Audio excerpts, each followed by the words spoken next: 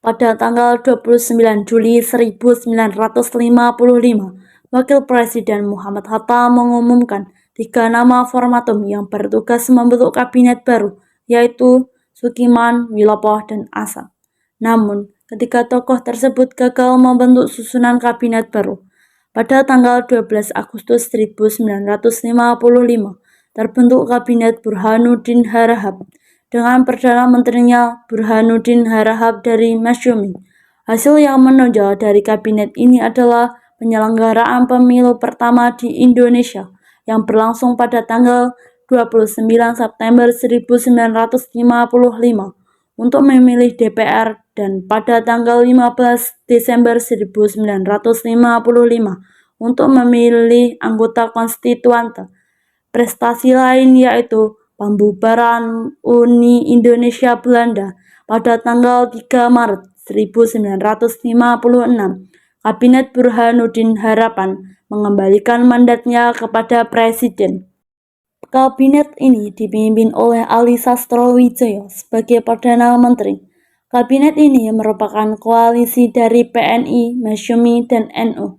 Pada tanggal 14 Maret 1957, Ali Sastrowijaya II menyerahkan mandatnya kepada Presiden karena dalam tubuh kabinet terjadi perpecahan antara PNI dan Masyumi. Pada bulan Januari 1957, Masyumi menarik semua menterinya dari kabinet dan hal tersebut menjadikan kedudukan kabinet Ali Sastrowijaya II sangat lemah. Perdana Menteri kabinet ini adalah Insinyur Juanda dengan 3 orang wakil, yaitu Mr. Harley, Idham Khalid, dan Dr. Limina. Pada masa kabinet Juanda ini muncul pergolakan-pergolakan di daerah-daerah yang menghambat hubungan antara pusat dan daerah. Untuk meredakan pergolakan-pergolakan tersebut, diselenggarakan Musyawarah Nasional (MUNAS) pada tanggal 14 September 1957 di Gedung Proklamasi Jalan Pegangsaan Timur nomor 56 yang membahas masalah pembangunan nasional dan daerah pembangunan angkatan perang serta pembagian wilayah Republik Indonesia. Dilanjutkan dengan Musyawarah Nasional Pembangunan MUNAP pada bulan November 1957 yang bertujuan khusus, yaitu membahas dan merumuskan usaha-usaha pembangunan sesuai dengan keinginan daerah. Gerakan perempuan pada tahun 1950 sampai 1960 merupakan salah satu periode pergerakan paling progresif. Pada periode ini, banyak organisasi perempuan berafiliasi dengan kekuasaan organisasi massa yang benar. Contohnya, Gerakan Wanita Istri Sedar (GERWIS) yang merupakan gabungan dari ratusan aktivitas dan berbagai organisasi perempuan. Misalnya, Rukun Putri Indonesia, Persatuan Wanita Sedar, Gerakan Wanita Indonesia, dan Perjuangan Putri Republik Indonesia. Munculnya isu komersial yang diangkat pada tahun 1950-an, seperti UUD perkawinan dan isu poligami, menyebabkan pembentukan Komisi NTR, Nikah, Talak, dan Rujuk.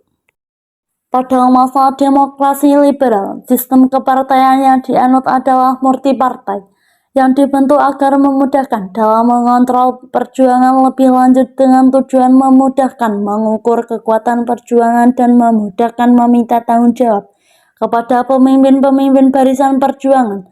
Meskipun pada kenyataannya, partai-partai tersebut cenderung memperjuangkan kepentingan golongan daripada kepentingan nasional. Pemilihan umum merupakan salah satu syarat agar sistem pemerintahan yang demokratis berfungsi. Pada tanggal 31 Juli 1954, dibentuk Panitia Pemilihan Umum Pusat dengan ketuanya Hadi Kusumo, PNI.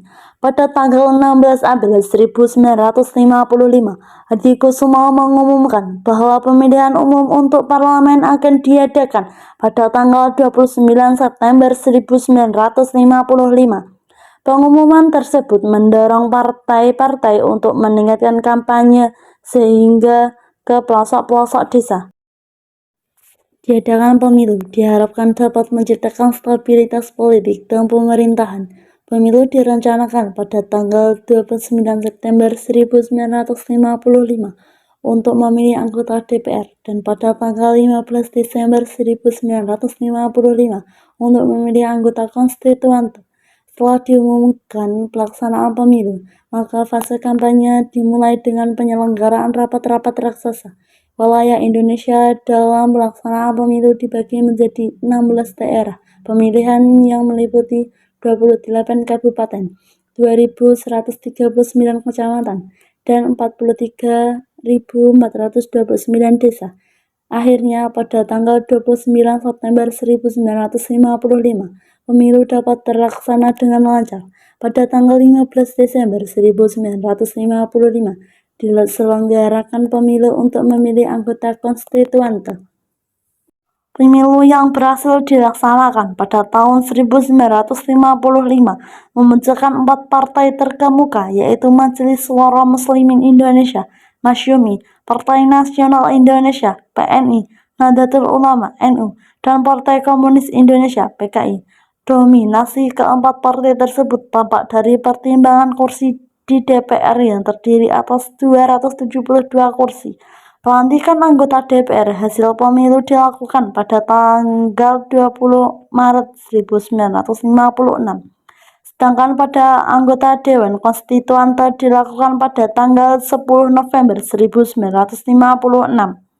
Pada masa demokrasi liberal, kondisi ekonomi Indonesia sangat buruk karena beban utang besar dari KMB, luar negeri 1,5 triliun dan dalam negeri 2,8 triliun, defisit 5,1 miliar. Politik keuangan masih dipengaruhi Belanda, kurangnya tenaga ahli ekonomi, situasi politik tidak stabil sehingga biaya keamanan meningkat, ekspor hanya bergantung pada perkebunan, serta pertumbuhan penduduk yang tinggi. Untuk menutup defisit, pemerintah memperoleh pinjaman luar negeri 1,6 miliar dan kredit Belanda 200 juta.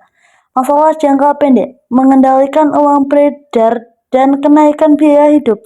Masalah jangka panjang, pertumbuhan penduduk dan kesejahteraan yang rendah.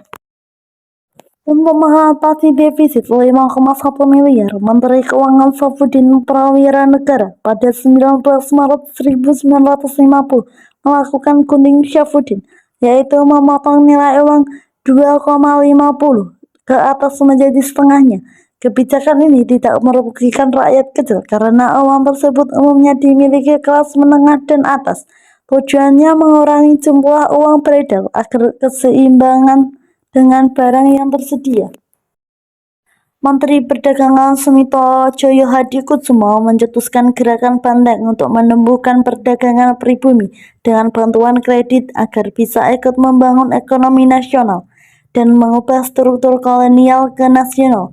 Namun, program ini gagal karena pengusaha pribumi terlalu bergantung pada pemerintah dan kurang mandiri.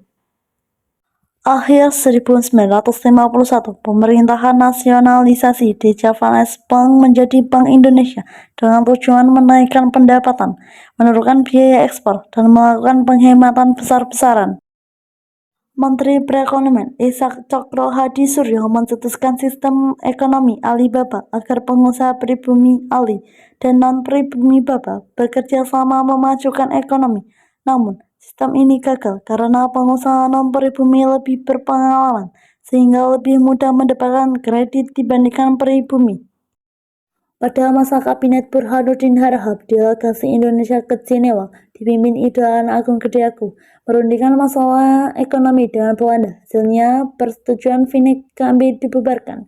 Hubungan hanya bilateral dengan berdasarkan hukum nasional karena Belanda menolak menandatangani. RI membubarkan Uni Indonesia Belanda secara sepihak 13 Februari 1956 dan Presiden Soekarno membatalkan KMB 3 Mei 1956. Akibatnya, banyak perusahaan Belanda dijual, tetapi perusahaan pribumi belum mampu mengambil alih. Pada masa demokrasi liberal, kabinet yang singkat dan program kerja berganti-ganti menimbulkan ketidakstabilan politik dan ekonomi, sehingga terjadi kemerosotan ekonomi, inflasi, dan lambatnya pembangunan. Kabinet Ali Sastrowijaya II membentuk Biro Perencanaan Negara dipimpin Insinyur Juanda yang menyusun rencana pembangunan 5 tahun 1956 sampai 1961. Namun, RPTL gagal karena ketegangan pusat daerah, nasionalisasi perusahaan Belanda akibat perjuangan Irian Barat, depresi ekonomi AS dan Eropa 1957 yang menurunkan ekspor dan pendapatan negara. Nasakom adalah konsep Soekarno yang mempersatukan tiga kekuatan revolusioner, nasionalisme, Islamisme, dan Marxisme. Gagasannya muncul sejak tahun 1926 dalam tulisannya di seluruh Indonesia Muda. Sebelum kemerdekaannya, ketiganya diwakili oleh Indich Partis, nasionalis, Serikat Islam, dan PKI Komunis. Pada masa demokrasi terpimpin, Soekarno menerapkan Nasakom untuk mengganti demokrasi parlementer yang dianggap pro-kapitalis. Namun, ide ini ditentang oleh tokoh politik termasuk Muhammad Hatta hingga Dwi Tunggal pecah. Soekarno bahkan membawa Nasakom ke forum internasional, misalnya dalam bentuk pidato di PBB 1960, The Boys, The World Now. Namun, konsep ini Nasakom runtuh setelah PKI melakukan G3OS 1965. Nasakom adalah konsep Soekarno yang mempersatukan tiga kekuatan revolusioner, nasionalisme, Islamisme, dan Marxisme. Gagasannya muncul sejak tahun 1926 dalam tulisannya di seluruh Indonesia Muda. Sebelum kemerdekaannya, ketiganya diwakili oleh Indich Partis, nasionalis, Serikat Islam, dan PKI Komunis. Pada masa demokrasi terpimpin, Soekarno menerapkan Nasakom untuk mengganti demokrasi parlementer yang dianggap pro-kapitalis. Namun, ide ini ditentang oleh tokoh politik termasuk Muhammad Hatta hingga Dwi Tunggal pecah. Soekarno bahkan membawa Nasakom ke forum internasional, misalnya dalam bentuk pidato di PBB 1960, The Boys, The World Now. Namun, konsep ini Nasakom runtuh setelah PKI melakukan G3OS 1965. Pemilu 1955 berhasil memilih anggota DPR dan konstituante untuk menyusun UUD baru menggantikan UUD S 1950. Namun, hingga 1957 konstituante gagal menyelesaikan tugasnya karena situasi politik tidak stabil dan munculnya pemberontakan PRRI atau Persemesta. Pada tanggal 5 Juli 1959, Presiden Soekarno mengeluarkan dekret presiden yang isinya membubarkan konstituante, menetapkan berlakunya kembali UUD 1945 dan tidak berlakunya UUD S 1950, membentuk MPRS dan DPAS.